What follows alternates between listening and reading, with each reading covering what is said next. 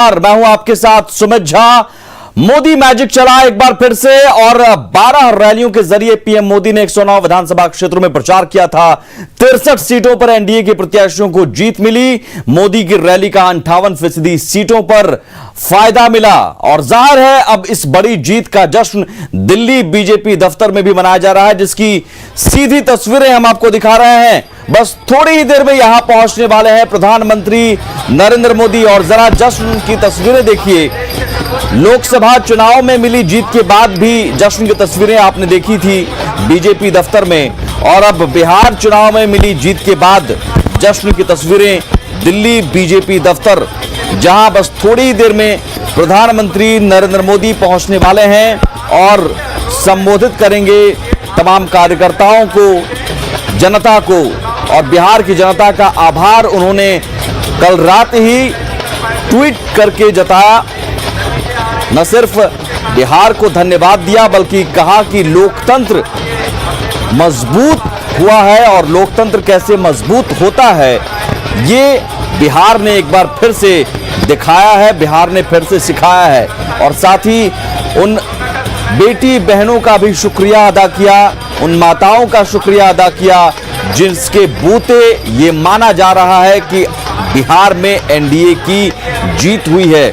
उन महिलाओं का एक बड़ा योगदान रहा जिसके बूते एनडीए की बड़ी जीत हुई। साइलेंट वोटर के तौर पर उन महिलाओं ने मोदी और नीतीश पर भरोसा किया और उनका भी शुक्रिया अदा किया था पीएम मोदी ने ट्वीट के जरिए। और जाहिर है आज उनके संबोधन में भी उन माताओं बहनों का जिक्र जरूर होगा। ये हुजूम देखिए कार्यकर्ताओं का और जश्न देखिए, जरा इन जश्न की तस्वीरों में समझिए कि आखिर चौथी बार लगातार नीतीश कुमार का कार्यकाल शुरू होने जा रहा है बतौर मुख्यमंत्री, 7वीं बार मुख्यमंत्री बनेंगे और एनडीए की सरकार एक बार फिर से बनने जा रही है। बीजेपी दफ्तर में दिवाली और बिहार में फिर से एनडीए की सरकार। देखिए दिवाली 2 दिन बाद दिवाली है, लेकिन आज ही दिवाली की रौनक पटना बीजेपी दफ्तर में नजर आ रही है। तो दिल्ली बीजेपी मुख्यालय में जश्न की तस्वीरें हैं। ये 2 तस्वीरें बता रही हैं कि बीजेपी के लिए ये जीत कितनी बड़ी है। बड़ी इसलिए भी क्योंकि आरजेडी के बाद बीजेपी दूसरी सबसे बड़ी पार्टी बनी। 1 सीट का अंतर रहा आरजेडी से। 74 सीट बीजेपी ने जीत दर्ज की और एनडीए में सबसे बड़ी पार्टी बीजेपी बनी। 21 सीटों का फायदा हुआ। पिछली बार 53 सीटें 2015 विधानसभा चुनाव में बीजेपी को मिली थी, लेकिन इस बार वो 53 सीटें 74 सीटों में तब्दील हो गई। 21 सीटों का फायदा और जाहिर है इसके पीछे माना जा रहा है मोदी मैजिक। मोदी मैजिक का असर आप समझ सकते हैं इसी से कि 58 से 62 सीटें ऐसी हैं जहां पर सीधे सीधे पीएम मोदी की रैली की वजह से जीत मिली।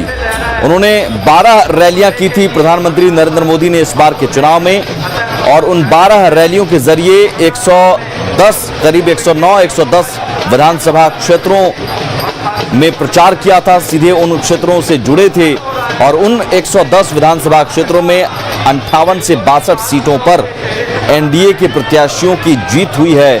और ये स्ट्राइक रेट एक बार फिर से प्रधानमंत्री नरेंद्र मोदी का आप कह सकते हैं करीब 58 से 60% स्ट्राइक रेट रहा।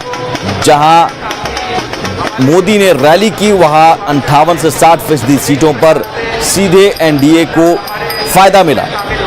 और यही बात है कि आज अगर प्रधानमंत्री नरेंद्र मोदी बीजेपी दफ्तर पहुंचने वाले हैं तो उससे पहले कार्यकर्ताओं में यह जश्न, और बीजेपी भी कह रही है धन्यवाद बिहार। तो बिहार की जीत का जश्न दिल्ली में और पटना बीजेपी दफ्तर में देखिए दिवाली आज ही मनाई जा रही है और आज से ही शुरुआत हो गई है दिवाली। मोदी हमेशा अपनी रैलियों में लगातार इन बातों का जिक्र करते रहे कि अब जो बेटियां बहनें हैं माताएं हैं वो अपने मन से वोटिंग करती हैं और एनडीए को आशीर्वाद देती हैं। उनका दावा था कि महिलाओं के लिए जो उन्होंने किया है, जो नीतीश सरकार ने किया, जो केंद्र सरकार ने किया उसके बदले महिलाएं उन्हें आशीर्वाद जरूर देंगी और उनका ये भरोसा सही उतरा। उस भरोसे पर महिलाएं खरी उतरी और महिलाओं ने जमकर वोट किया दूसरे चरण में और तीसरे चरण में। तीसरे चरण में तो पुरुषों के मुकाबले करीब 11% ज्यादा वोटिंग की थी महिलाओं ने और 7% करीब ज्यादा वोटिंग की थी दूसरे चरण में। अंदाजा लगा सकते हैं। और इन्हीं 2 चरणों में एनडीए को बढ़त मिली, महागठबंधन को बढ़त मिली थी पहले चरण में, लेकिन दूसरे और तीसरे चरण में जो बढ़त मिली वो बढ़त जीत के रूप में तब्दील हुई और उस बढ़त के पीछे बड़ी वजह महिलाएं रहीं। प्रधानमंत्री नरेंद्र मोदी की रैलियां एक तरह से गेम चेंजर के तौर पर भी नजर आई, क्योंकि एक माहौल, एक हवा सा बनता जा रहा था महागठबंधन के पक्ष में।